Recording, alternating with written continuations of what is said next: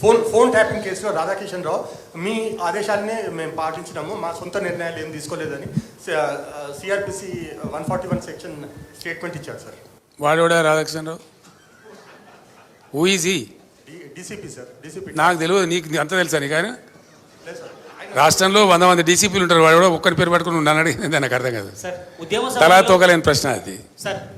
అసలు ఆ phone tapping ఏదైనా మీకు పిచ్చి పట్టుకున్నది? కానీ ముఖ్యమంత్రికి ఫోన్ ట్యాపింగ్ ఏమైనా సంబంధం ఉంటుందా? రాహుల్, నువ్వు ఇంత పెద్ద సీనియర్ లీడరు.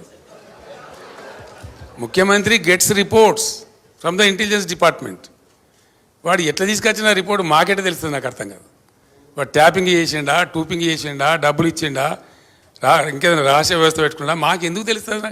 అదో ఇష్యూ అవా ఇంత సిల్లి? ఆ గవర్నమెంట్ ఎంత సిల్లి ఉన్నదో మీరు కూడా అట్లా తయారైపోయిన పూర్తిగా. What is that non sense? నాకు అర్థం కదా. ఫోన్ ట్యాపింగ్ అది పెద్ద ఫినాయిల్ పెట్టి నోలు కడుపుకునే పరిస్థితి తెస్తూ ఉన్నారు. ఎవడో కొందరు బాగాగాలు పని లేక ఫోన్ ట్యాపింగ్ తోకట ఏం ట్యాపింగ్ అయినా నాకు అర్థం కాదు. ఇలా ఈ ముఖ్యమంత్రి తరఫున ఇంటెలిజెన్స్ ట్యాపింగ్ చేస్తలేదా అండి? Do you say that?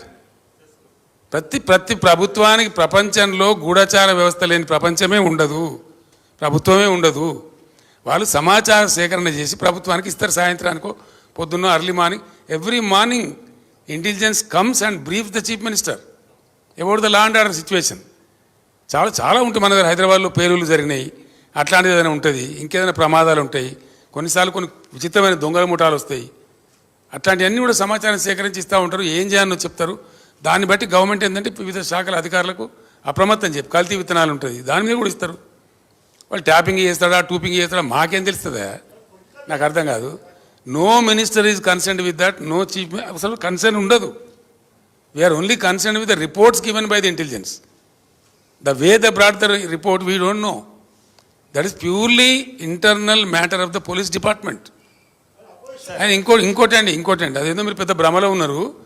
పోలీసులు ఎప్పుడు ఫోన్ ట్యాపింగ్ చేసినా బాజాప్తాగా టెలిగ్రాఫ్ యాక్ట్ ప్రకారం, 1869 టెలిగ్రాఫ్ యాక్ట్ ప్రకారం బాజాప్తా రాష్ట్ర హోమ్ సెక్రటరీ పర్మిషన్ తీసుకొని చేస్తారు.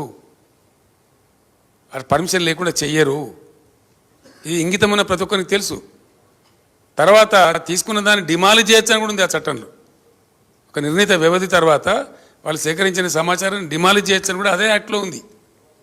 ఇది తెలియకుండా అదేదో పెద్ద భయంకరమైన వ్యవహారం అన్నట్టు, దానిలో ఏదో తోకమట్టం ఏదో కొండందో వెలకబట్టుకున్నాం అన్నట్టు ఏమి బట్టి ట్రాష్ గ్యాస్ దాంతో ఏం అయ్యేది. మీరు ఆ భ్రమలు ఉండకండి సార్. తెలంగాణ ఉద్యమ సమయంలో 2001 నుంచి 2014 దాకా కేసీఆర్ కుటుంబ సభ్యులకు పారాగాన్ చెప్పులు వేసుకోనేటువంటి వ్యక్తులు అదే సమయంలో డీజిల్ పోసుకుందామన్నా కూడా కారుకు అట్లాంటి పరిస్థితులు ఉన్నటువంటి వారు ఈరోజు లక్షల కోట్లు సంపాదించారు. వాళ్ళ డబ్బునంతా స్వాధీనం చేసుకుంటామని పదే రేవంత్ రెడ్డి చెప్తున్నారు. చాలా సంతోషం. చేసుకోమని వెంటనే అర్జెంటుగా చేసుకోమని చెప్పాలా? పారాగాన్ చెప్పులు లేకుండా నేనుంటున్నా, రేవంత్ రెడ్డి ఉండినా ప్రజలకు తెలుసు కదా. పారాగాన్ చెప్పులు లేకుండా ఎవరు అనేది అందరికీ తెలుసు కదా దేశంలో. ఎవరు భూ కబ్జాదారు, ఎవరు బ్లాక్ మెయిలరు, ఎవరు ఓటుకు నేటి కేసులో పట్టుబడ్డరు, ఎవరు దొంగ దందాలు చేసినారు, ఎవరు భూమాఫియా అందరికీ తెలుసు రాష్ట్రంలో. మాకు పారాగాన్ చెప్పు లేని ఫ్యామిలీ అండి మాది.